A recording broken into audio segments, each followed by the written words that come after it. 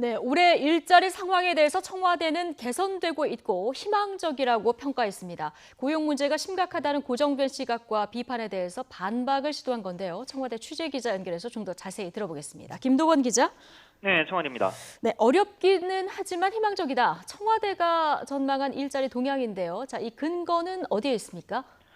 네, 올해 4월치까지 발표된 고용 동향에 대한 청와대의 분석인데요. 먼저 고용률이 나아졌다는 판단입니다. 지난해 하반기에는 전년 대비 0.2에서 0.3%포인트까지 하락한 반면 올해는 0.2%포인트 늘거나 감소폭이 줄었다는 해석입니다. 상용직 근로자 증가도 유지되는 등 고용의 질도 개선됐다는 평가고요.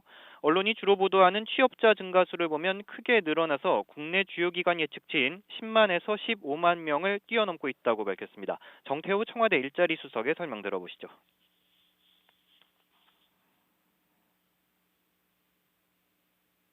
취업자 증가 수가 2월 달에 26만여 명, 그리고 또 3월 달에 25만여 명, 4월 달에 17만여 명을 나타내고 있습니다. 2018년과 비교해서 봤을 때는 획기적인 변화다, 이렇게 말씀드릴 수 있겠습니다. 네, 그런데 이게 지난해 같은 기간이랑 비교한 수치잖아요. 지난해에는 특히 일자리 문제가 심각했는데 그때랑 비교해 봤을 때는 좀 당연히 좋아 보이는 거 아닌가 이런 생각도 드는데요. 네, 그런 지적들이 많이 있습니다. 이런 걸 기저효과라고 부르는데요. 지금 상태가 아주 좋은 건 아니더라도 더 나빴던 시점과 비교하면 충분히 좋아 보이는 현상을 말하는 겁니다. 청와대도 분명히 그런 면이 있다고 인정했습니다. 다만 일자리 정책의 효과가 더해졌다는 설명인데요. 취업자가 증가한 부분을 보면 사회 서비스, 과학기술, IT 분야 등으로 정부가 중점 육성하고 있는 분야라는 겁니다. 만일 기저효과 때문이라면 지난해에 감소했던 도매, 소매업 등의 일자리가 늘어나야 한다는 거죠.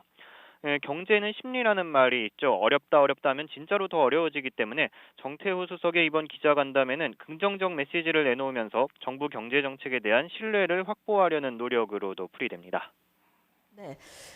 자, 하지만 제조업 종사자나 자영업자들은 심리가 아니라 진짜로 어려운 상황에 있는 거 아닙니까? 네, 맞습니다. 제조업, 자영업 취업자 수는 계속해서 감소 추세에 있고요. 따라서 앞으로 일자리 정책의 핵심 방향도 이 점을 고려할 거라고 정 수석은 설명했습니다. 스마트 공장 확대 등 중소 제조업 혁신을 비롯해서 제조업 르네상스 정책을 강력하게 추진하고 또 지난해 말에 발표했던 소상공인 자영업 정책도 신속하게 성과가 나오도록 집중 관리하겠다고 밝혔습니다. 특히 소상공인 자영업 정책은 당사자들이 참여해서 함께 만들었고 또 매달 추진 상황을 점검하고 있다고 강조했습니다.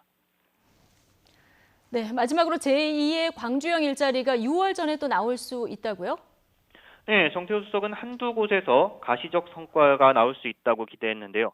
현재 유력한 후보지로는 경북 구미와 전북 군산이 거론되고 있습니다. 구미의 경우 전기차 배터리 업종에서 상생형 일자리를 추진하는 것으로 알려졌는데요. 만약 성사가 된다면 삼성 SDI나 LG화학, SK이노베이션 등이 참여 가능한 대기업으로 꼽힙니다. 정 수석은 앞서 지난 2월에도 광주형 일자리의 의미를 설명하면서 올해 상반기 내에 한두 곳에서 급물살을 탈 수 있다 이렇게 말한 적이 있는데요. 어제도 같은 전망을 밝힌 셈입니다. 하지만 정부는 어디까지나 지원을 하는 거고요. 참여 기업의 의지가 제일 중요한 만큼 실제로 성사가 될 수 있을지 주목됩니다. 김도원 기자였습니다.